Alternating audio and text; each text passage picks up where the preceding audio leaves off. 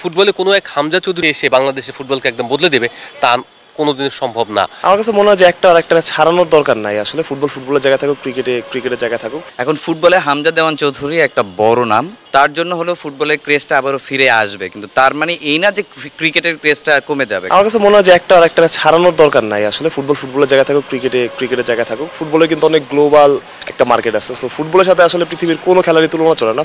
ফুটবলই। আবার ক্রিকেটেরও আলাদা একটা আমেজ আছে, ক্রিকেটের আলাদা একটা টান আছে, সেটা ক্রিকেটের জায়গায়, ক্রিকেটের আলাদা একটা কালচার আছে। দুটোর মিলানোর কিছু নাই। আমরা কিন্তু এর আগেও যখন মানে 90s যখন ফুটবল জনপ্রিয় ছিল, তখনও কিন্তু ক্রিকেট মাঠে আবাহনী মোহামেডান যখন খেলতো তখন কিন্তু প্রচুর মানুষ হতো, পুরো গ্যালারি ভর্তি থাকতো। কিন্তু এখন কিন্তু ক্রিকেট সবচেয়ে জনপ্রিয় স্পোর্টস, মানে ওভারঅল চিন্তা করলে বাংলাদেশে কিন্তু আবাহনী মোহামেডান ম্যাচে কিন্তু 100 জন 200 জন 300 জন দর্শকও হয় না।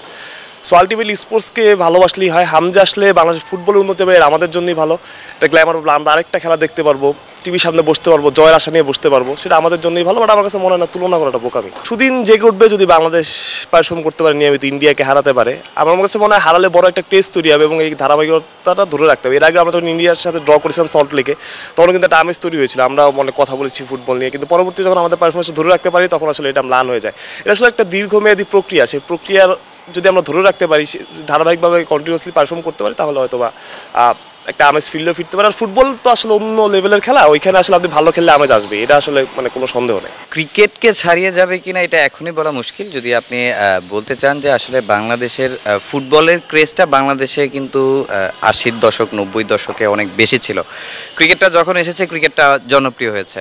এখন ফুটবলে হামজা দেওয়ান চৌধুরী একটা বড় নাম, তার জন্য হলেও ফুটবলের ক্রেজটা আবারও ফিরে আসবে, কিন্তু তার মানে এই না যে ক্রিকেটের ক্রেজটা কমে যাবে। কারণ আপনি যদি বলেন যে বাংলাদেশে ক্রিকেটটা এমনভাবে ছড়িয়ে গেছে, ফুটবলটাও ছড়িয়ে গেছে, কিন্তু ক্রিকেটটা ওই তুলনায় একটু বেশি ছড়িয়েছে। তো ওই জায়গা থেকে ক্রিকেটের মানটা কখনোই কমবে না, আমি এইটুকু মনে করি।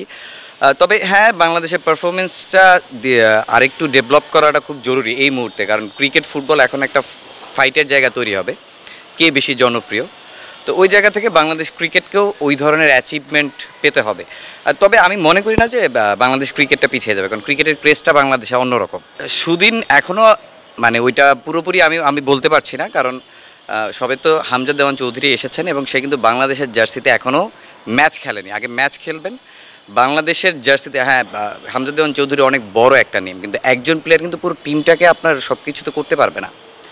সো আগে খেলুক বাংলাদেশ, এই টিমের সাথে হামজা দেওয়ান চৌধুরী মানিয়ে নিক, ভালো কিছু করুক, তারপর অবশ্যই এই যে ধীরে ধীরে সুদিনটা ফিরতে শুরু করবে বাংলাদেশে, আমি বিশ্বাস করি। না, ফুটবলের কথা যদি আপনি বলেন যে হামজা চৌধুরী আসার পর থেকে এখনও পর্যন্ত আপনি নিজেও দেখছেন বাংলাদেশে কি একটা ক্রেজ তৈরি হয়েছে, এবং সিলেটে এত পরিমাণে দর্শক থেকে শুরু করে আপনার সাংবাদিক সমাগম হয়েছে। তো সেই বিষয়টা আমরা যদি চিন্তা করি যে আপনার স্পোর্টস অঙ্গনে কিন্তু হামজার অন্তর্ভুক্তি হওয়াটা কিন্তু বাংলাদেশ ফুটবলের জন্য বড় একটা প্রাপ্তি।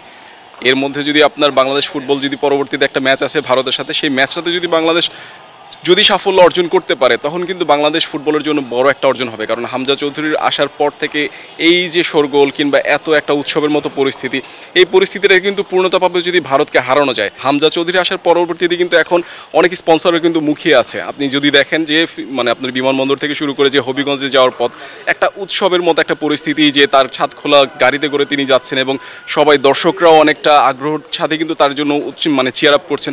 তো এটা কিন্তু স্পন্সরদের জন্য তারাও কিন্তু দৃষ্টিতে মানে তাদেরও নজরে আসছে। তো এটা কিন্তু আসলে ফুটবলের জন্য বড় একটা পাওয়া, কারণ তারা যখন স্পন্সরের যখন এই ঘাটতি থাকে কিংবা সেই ঝামেলাগুলো যদি এখন তারা এড়ানোর জন্য স্পন্সররাও যদি এখন ফুটবলের প্রতি ঝোঁক দেখায়, ক্রিকেটের সাথে কিন্তু ফুটবলটা কিন্তু কম্পিট করবে। এখন যদি হামজা চৌধুরী থেকে শুরু করে বাকি যারা আছে যদি ডেলিভার করতে পারে ভারত ম্যাচের সাথে, তখন কিন্তু আপনার স্পন্সর যে সংকটটা আছে সেটা কিন্তু অনেকটা কেটে যাবে ফুটবলেও।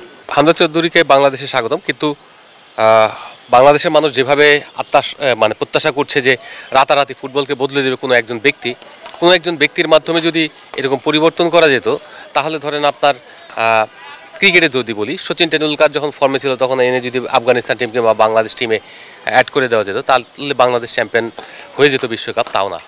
তেমনি ফুটবলে কোনো এক হামজা চৌধুরী কিংবা অন্য কোনো বিদেশি মানে প্রবাসী বিদেশি এসে বাংলাদেশের ফুটবলকে একদম বদলে দেবে তা কোনোদিন সম্ভব না। হামজা চৌধুরীর এই ক্রেজটাকে কাজে লাগিয়ে বাংলাদেশের ফুটবলকে প্রান্তিক পর্যায়ে ছড়িয়ে দিন, কিন্তু এই হামজা চৌধুরীর উপরে ভর করে আপনি বিশ্বকাপ জিতবেন বা আপনার বাংলাদেশকে দক্ষিণ এশিয়ার সেরা বানাবেন, সেই চিন্তা যদি করে থাকেন, ইউ উইল বি ফেইলর। আমি মনে করি ফুটবলের সঙ্গে কারো তুলনা করা উচিত নয়। এখন যেটা বললেন জনপ্রিয়তায় বাংলাদেশ ক্রিকেট কেন জনপ্রিয়, দক্ষিণ এশিয়াতে ক্রিকেট জনপ্রিয়। কেন জনপ্রিয়? কারণ ক্রিকেটটা দক্ষিণ এশিয়া ভালো খেলে, বৈশ্বিক সাফল্য আছে। ফুটবলে বৈশ্বিক সাফল্য নাই। যদি ফুটবল আজকে ভারত বিশ্বকাপে খেলে এবং পরে দেখবেন যে ক্রিকেট আর খুঁজে পাচ্ছেন না, এখানে ক্রিকেট মাঠে যায় হয়তো 50,000 লোক, তখন দেখবেন ফুটবল মাঠে সারা পৃথিবী ভারত থেকেই যাবে 1 কোটি 2 কোটি লোক। So it's football is a craze. আমরা আশা করব ফুটবলকে জাগরণ করুক। আমরা এই আপনি হয়তো তখন ফুটবল কভার করতে চলে যাবেন, কারণ ওখানে তখন জনপ্রিয়তা আছে, আকর্ষণ আছে, পত্রিকার পাতায় লিড হবে, আপনার ওই যে ইউটিউবে এটা হিট করবে। So all things depends on আপনার পারফরমেন্স এবং আপনার সাফল্যের উপরে।